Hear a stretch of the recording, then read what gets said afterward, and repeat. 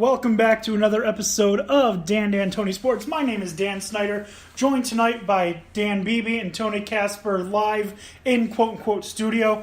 Dan O'Shea still in his mystery location. Don't forget, if you go to Dan O'Shea, you find him in person, you say Dan Tony, we will legitimately give you some type of prize.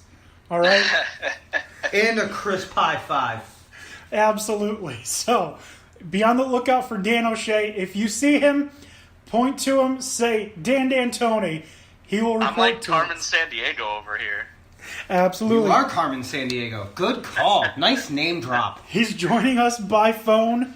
Guys, we have a lot to talk about and not much time to talk about it. We have a championship decided. We have 2 championships about to be decided. And some rule change that we will probably all agree on, and so much more.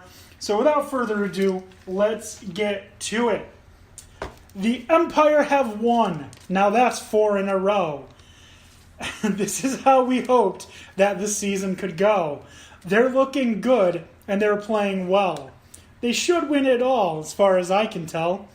They're coming into their own, and they're catching fire. They've come to Albany to build an empire. The season's going well, and the team is having fun. In just a few short weeks, they could be number 1. Let's not get ahead of ourselves. They still have to dethrone the Soul. But now they look poised to win the Arena Bowl. Again, Albany Empire, now 4-2 on the season. Started 0-2, 4 straight wins. Excellent. And it's just insane. Insane. What a turnaround. Absolutely. All right, guys. Tickets. Yeah, we're gonna switch gears, but stay a little local. We had some representatives of the Albany region in Boston over the weekend. Kind of. Well, they were there in spirit. Yes, they were. What we're talking about is obviously Albany Lacrosse. They had the very difficult task of taking on a team that had absolutely obliterated them in the beginning of the season. Well, not the beginning of the season. Middle of the season. The middle toward the end of the season in the Yale Bulldogs. Yale is a fantastic team, and as I told Dan Beebe back before after they had won their first game against Syracuse, the team that I'm most worried about was not Maryland. I thought they were overrated. Mm. The team I was worried about was Yale. Mm. And boy, did I prove to be right. Albany, they I don't even know what to say. First of all, boy, they're trying. Were they, though? Wow. I can honestly tell you, and Christine will attest to this, I got so pissy, I was about to cry at some points. Like, I turned the game off at one point at the end of the third quarter. I'm like, I'm not watching this. I don't want to. Actually almost went out and bought some beer. Yeah.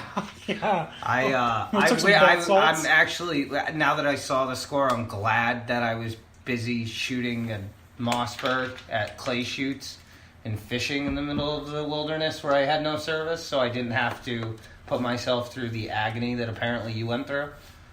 Yeah, so the game started out really well for the first 30 seconds.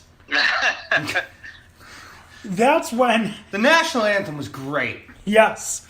Albany looked really good in their white and purple. What didn't look good is how Yale scored 30 seconds into the game. And then another 10 seconds later. And then about 20 seconds later. And then about 20 seconds later. And then about 20 seconds later. Albany's defense stepped it up a little bit, but about a minute and a half later, they scored again. And about a minute and a half later, they scored again. Yes, Albany, the team that spent the most amount of time as number 1 this season, was down 7-0. Okay? Insane. This team that gives up 7.4 goals per game gave up 7 in the first quarter. See, that's just a slow start that ends up being demoralizing, and the final score certainly reflected it. Absolutely. Not to mention, Albany couldn't get anything going. There was absolutely no continuity in any of the game. Connor Fields obviously was dealing with an injury. We'll get into a little bit more about that in just a few minutes because it turns out it was worse than we thought. But Connor Fields was dealing with an injury, still had 5 points on the game. My favorite player from the UAlbany team was the spark that really got things going for Albany, and I'm just questioning some of the things that I had seen in regards to Sean Eccles. He's got a deadly hockey-like shot. Mm-hmm. It is insane, and it starts low, and then like at the very end curves up. Yeah. So I don't even understand how his shot works, but it does. It works really well. Magic. Yeah, magic is the best thing I've got for it. He is very good. What I don't like is what I saw immediately after he scored. He was on the sideline. Why was he taken out after he scored? That's a question for Coach Marr. That is a question for Coach Marr. Not that we're questioning him, because obviously he's doing things right for the most part. But why is it that when he scored the first goal that Albany had of the game, he was on the sideline immediately after? And when he scored his second goal, same thing. He was taken out immediately after. The camera was on him on the sideline. So why is he out? The only thing that I can think of, and obviously, I'm not like the authority on UAlbany lacrosse, unless he's the guy that comes on as TD Ierlan goes off. It's possible that that's what it is, that TD comes off, he goes on. But I've seen TD pass him the ball. So I don't know why he was off the field. And that kind of bothered me because he is the one who really got things going for Albany. He was the spark that got Connor Fields going. That really, Connor Fields is the only thing going besides Sean Eccles. But kind of disappointed. The final score, Albany had a decent showing with 11 goals. Yale had a better showing with 20. Yale beat Albany 20-11.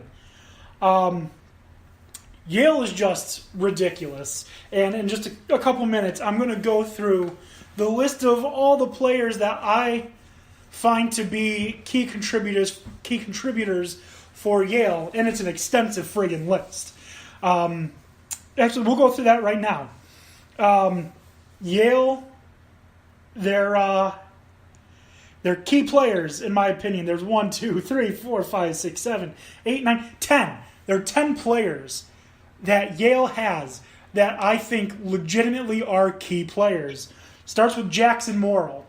All right, I don't know how much you watched of the lacrosse playoffs, but every single game they made sure to mention that Jackson Morrill's father, his grandfather, and his great-grandfather are all lacrosse Hall of Famers. Every game. Not to mention his great-grandfather Kelso. Go on. His great-grandfather Kelso also coached at Johns Hopkins. So what they're trying to point out is that lacrosse is in his blood. All right? Naturally so. Yeah. And he showed that he probably deserves to be listed with that group of people, because in his first game of the NCAA tournament, when they played against UMass, right? They played UMass? Yeah, they played UMass. Who? Yale. Yeah. I was going to say, Albany played Richmond. But yeah, yes, Albany played Richmond. But Yale. Yale played UMass, and he had 7 goals. That's not just points. That's not goals and assists. 7 goals himself. And then he had 5. And then he had 5. All right? And then I'm pretty sure in the championship game he had 4. So this kid is a friggin' goal machine, let alone scoring machine. All right? Ben Reeves. I think anyone who watches lacrosse realizes that Ben Reeves is something absolutely friggin' special. And is almost I heard his name way too many times in that game to be happy as a UAlbany alum. He had 9 points. 9 points. Yeah. All right. And he is almost 100% going to be the Tuarton Award winner. I don't think there's anyone that could even come close. Another name, third person for Yale, Jack Starr. Incredible. The goalie, he didn't let anything up. Against 2 high power scoring teams, no, he played absolutely insane, out of his mind. And get this, he's a freshman. And he's probably the best goalie this season. Then you've got Joe Sessa, who is an energy guy. His scoring isn't at the same level that you want it to be, but he knows the game of lacrosse inside and out. He's probably one of the smartest lacrosse players in terms of lacrosse knowledge. John Danagelis, first of all, his name is fun to say. Second of all, he has this crazy knack of getting right in front of the goal. Like, right there. Like, it's insane how no matter where he is on the field, he can make his way to the front of the net and still be open. So good. Then we get to some of the more role player-ish type of players that really were good at, ground balls and distributing the ball more so. You had Tevlin, you had Ty. They were both very good, solid performers. Jason Alessi. And again, like I'd said, I like Anish and Kark and Quint Kesich, but they told the same stories over and over and over again. How many times are they going to have to say that Jason Alessi, plays both lacrosse and football, and he's the first player since God knows who, to score a touchdown in college football and a goal in college lacrosse. Like, we get it. The kid's great. He's a great athlete. Okay, whatever. Then there's Connor Mackey, who is the face-off specialist, and he looked every part equal to T.D. Ireland, who was the best face-off guy this year. He outplayed him twice this season.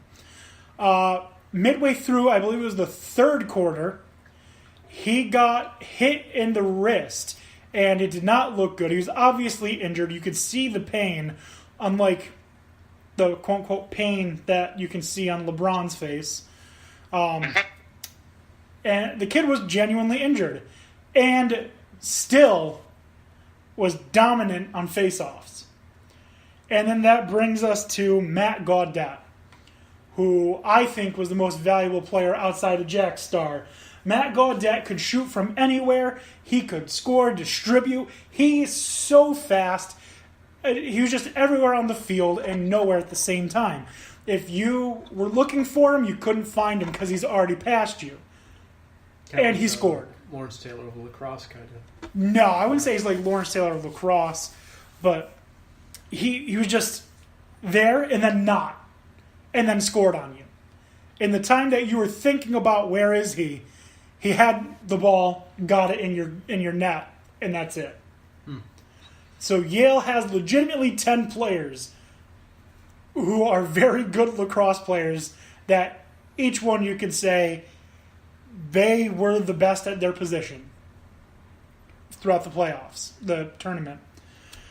So I understand why Yale beat Albany. I understand why Yale dominated Albany. It's not the first time they did it this season. It was the second. Yale has a knack for getting up big on Albany. Last year, Albany was able to overcome the problem and beat Yale. This year, Yale figured out how to stop Albany. You have a different group of kids who have had a year's worth of more of experience in a goalie. By the way, I just want to not make sure that you're done jerking off Yale. No, I'm not. Oh, okay. Well, then keep stroking, because this means nothing to me. I'm listening to half of what you said. Yeah, I can tell. Okay, just making sure. I'm watching the Yankee game. Yale. No, I'm just kidding. I'm done. I mean, it was evident there, and then it was.